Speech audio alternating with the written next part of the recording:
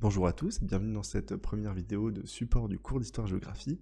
L'objectif de ces vidéos est de vous aider, vous les élèves en distanciel, à un petit peu mieux saisir les chapitres en cours et les activités qui vous sont demandées. Cette vidéo sera donc en deux parties, une première où je reviendrai sur le chapitre précédent que l'on vient donc de terminer, afin que vous soyez prêts pour le DS du début de la semaine prochaine. Et puis dans un second temps, je vous expliquerai un petit peu ce que nous avons déjà pu voir en classe avec l'autre moitié.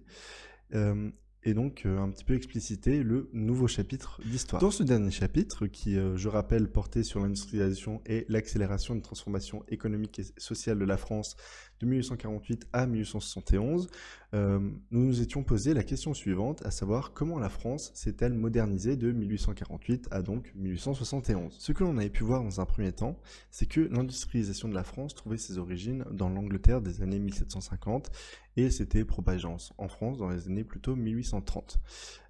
Cette industrie s'est développée sur des bases déjà existantes que sont les proto-industries, à savoir les ateliers d'artisans, mais également les manufactures. Pour faire un rapide rappel, la différence entre les deux est que, pour faire simple, les manufactures sont de très gros ateliers d'artisans avec un début de travail à la chaîne, même si c'est un petit peu anachronique de parler de ça. Mais les industries se sont également développées grâce à l'apparition de ce qu'on appelle des machines-outils, à savoir en particulier la machine à vapeur, qui va contribuer également à l'apparition et surtout au développement de l'utilisation du charbon en France. Cette industrialisation a mené à l'apparition de nouveaux secteurs, notamment la sidérurgie qui s'est développée grâce à l'invention du procédé Bessemer, réduisant le coût de production de l'acier, mais également grâce à l'apparition des usines. Un autre grand secteur qui va se développer à cette époque-là est l'industrie textile. Mais l'apparition de ces secteurs va également provoquer l'apparition de nouvelles formes de travail, notamment dans un premier temps la mécanisation du travail, donc qui va se caractériser par ce qu'on appelle la nouvelle division du travail, qui va en quelque sorte se résumer en un travail à la chaîne, mais également par le travail en continu, les machines n'ayant en soi pas besoin de se reposer et pouvant donc tourner 24 heures sur 24. On peut également voir l'apparition du salariat à cette époque-là, donc qui va se caractériser par l'apparition d'un salaire fixe pour les ouvriers, mais également par l'apparition d'une nouvelle classe qui est le patronat. Toutefois, cette industrialisation reste plutôt inégale en France, dans la mesure où certains espaces vont être très attractifs pour les industries. Je pense notamment aux espaces où des proto-industries étaient déjà présentes, mais également des espaces qui sont relativement faciles d'accès, donc avec un réseau de transport relativement développé, et on peut trouver une présence de ressources assez importante, les usines ayant besoin d'énormément de charbon pour pouvoir fonctionner. A l'inverse, d'autres espaces vont être relativement peu attractifs pour les industries, et ici, donc, ça va être surtout les espaces qui vont être relativement difficiles d'accès, encore une fois, en raison de la dépendance des industries au charbon qu'il faut donc amener dans les usines.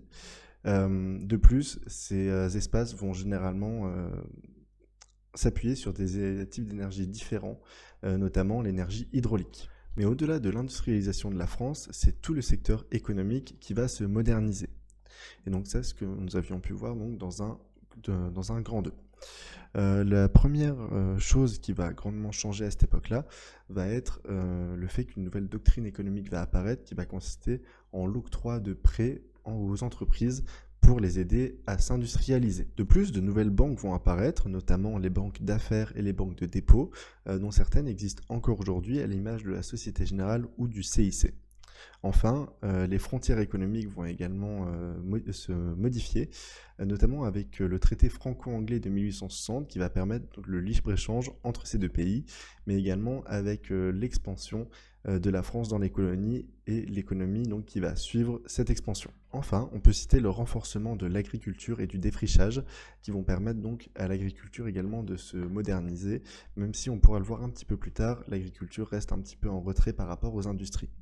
Enfin, le dernier point que j'évoquerai ici va être la création de nouvelles compagnies maritimes, notamment les messageries maritimes et la Compagnie Générale Transatlantique, qui vont permettre le développement de l'économie française à l'étranger.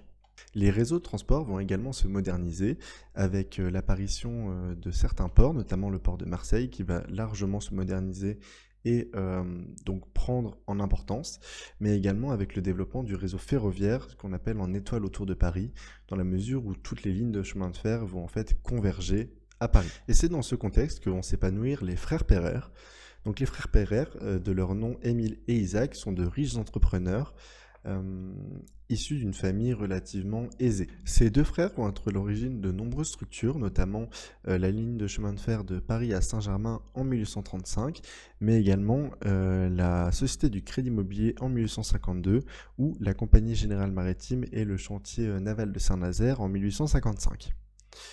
Point à noter, c'est que la Société Générale du Crédit Immobilier fera faillite en 1857 du fait d'une bulle spéculative, ce qui est assez intéressant à souligner dans la mesure où cette bulle spéculative va résulter de l'évolution de la finance à cette époque-là et notamment de la bourse qui commence à devenir la bourse que l'on connaît aujourd'hui. Cependant, au-delà des modernisations économiques, de nombreuses avancées sociales vont apparaître durant la période, ce qui était donc notre deuxième partie de ce grand 2 intitulé de nombreuses avancées sociales. En effet, l'industrialisation de la France provoque l'apparition d'une nouvelle classe, à savoir la classe ouvrière.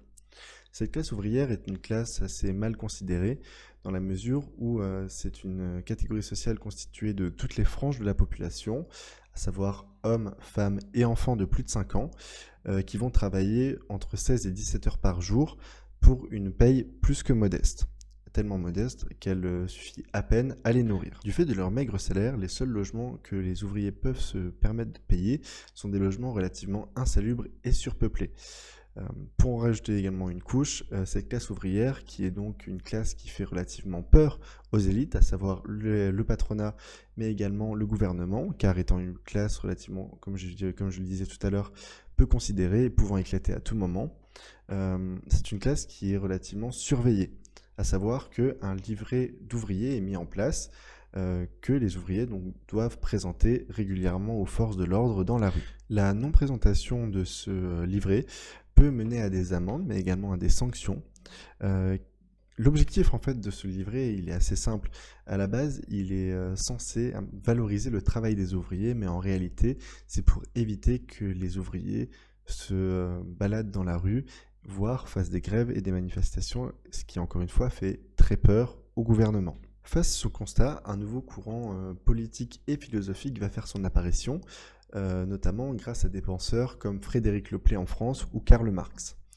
Ce nouveau courant de pensée, c'est le socialisme, qui se définit donc comme étant la théorie visant à transformer l'organisation sociale dans un but de justice entre les hommes au plan du travail, de la rétribution, de l'éducation, du logement, etc. Ce courant de pensée, lié à la précarité des ouvriers risquant encore une fois de mener à une révolte du peuple, va un petit peu forcer les patrons à lâcher un peu de lest et à essayer de contrôler les ouvriers d'une autre façon, ce qu'ils vont faire par le paternalisme, dont Étienne Schneider, par exemple, sera un grand adepte.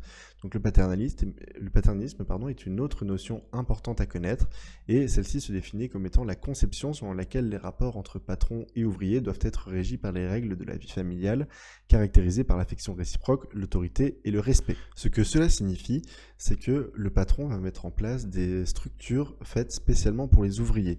Je vais par exemple penser à des cités ouvrières pour que les ouvriers puissent vivre dans des conditions décentes, mais également des écoles, des hôpitaux, des bibliothèques, des crèches, etc. En fait, l'intérêt de faire ça pour le patron, c'est que l'ouvrier va être désormais totalement dépendant de lui.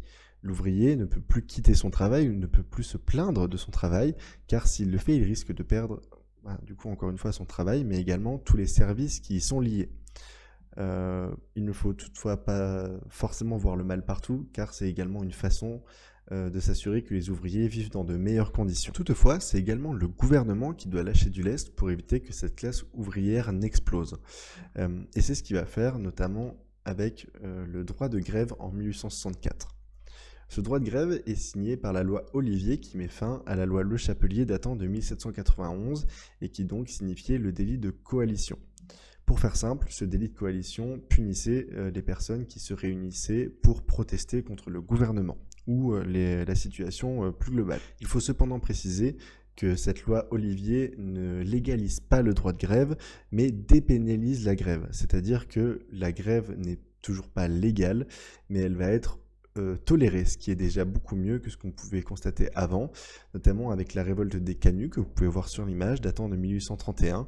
Donc les Canuts sont des tisseurs lyonnais qui sont entrés en grève en 1831 et qui ont été durement réprimés par le pouvoir, c'est-à-dire que le pouvoir a tout simplement tiré dans la foule. Néanmoins, il faut le préciser, malgré toutes ces avancées, la France reste un pays fondamentalement rural. C'est-à-dire que la France est toujours majoritairement peuplée d'agriculteurs vivant en campagne. La France est un pays en effet où on va pouvoir pratiquer une agriculture relativement variée, on va avoir de la polyculture, de la céréaliculture, mais également du vignoble. La France est donc, comme je disais, majoritairement peuplée d'agriculteurs qui vont constituer un peu plus d'un tiers de la population active, 35% pour être exact. Ces agriculteurs vont majoritairement vivre dans de petites villes, mais également dans des villages qui sont relativement isolés, relativement enclavés. Justement, c'est pour ça que Napoléon III et le Second Empire vont commencer un petit peu à essayer de désenclaver ces espaces en créant des chemins vicinaux. Ces chemins vicinaux sont en fait des petits chemins, des petites routes qui vont lier ensemble ces villages. Malgré l'apparente stagnation de l'agriculture, on va quand même avoir quelques évolutions, même si elles vont être bien moins importantes que dans le secteur industriel.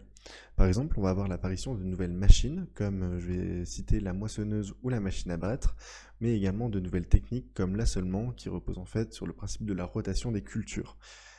Le fait de faire pousser des plantes toujours au même endroit, sur la même terre, va l'épuiser. Alors que justement, avec cette rotation des cultures, on va mettre en place des jachères qui vont reconstituer la terre et permettre un meilleur rendement à long terme. Cette époque va également être marquée par les tout débuts de l'utilisation des engrais chimiques, mais c'est vraiment beaucoup trop marginal, c'est vraiment très peu développé. Donc c'est pour ça que je n'en parle pas vraiment ici et que je ne vais pas m'étendre là-dessus. Toutefois, la France va être marquée par une certaine urbanisation. En effet, on va voir apparaître à cette époque-là un premier exode rural, donc terme qui se définit comme étant le déplacement de la population des campagnes vers les villes. Cet exode rural, qui durant notre période va représenter environ 130 000 personnes par an, s'effectue dans un rayon relativement court, c'est-à-dire que les gens ne vont pas faire des centaines de kilomètres pour aller en ville, et va surtout cibler de grandes villes. Donc justement, ce qui va nous amener à la croissance urbaine de certains types de villes.